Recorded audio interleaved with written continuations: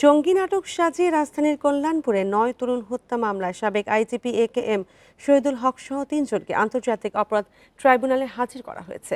অন্য দুজন হলেন ডিএমপির সাবেক কমিশনার আসাদুজ্জামান মিয়া ও ডিএমপির মিরপুর বিভাগের সাবেক ডিসি জসিম উদ্দিন মোল্লা। সকাল 10টার দিকে তাদের ট্রাইব্যুনালে আনা হয়। তদন্ত সংস্থার আবেদনের পরিপ্রেক্ষিতে গত ২৪ মার্চ এই ৩ জনকে জাহাজবাড়ী হত্যা মামলায় গ্রেপ্তার দেখান বিচারপতি গোলাম মুর্তজা মজুমদারের নেতৃত্বাধীন ৩ সদস্যের আন্তর্জাতিক অপরাধ।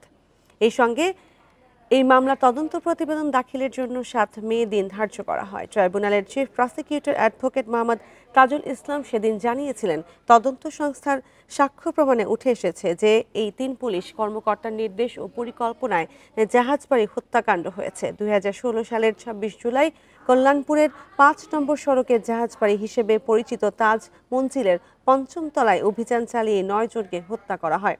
গত ৬ মার্চ জঙ্গি নাটক সাজিয়ে ৯ তরুণ হত্যা মামলার অভিযোগে আন্তর্জাতিক অপরাধ ট্রাইব্যুনালে মামলা হয়।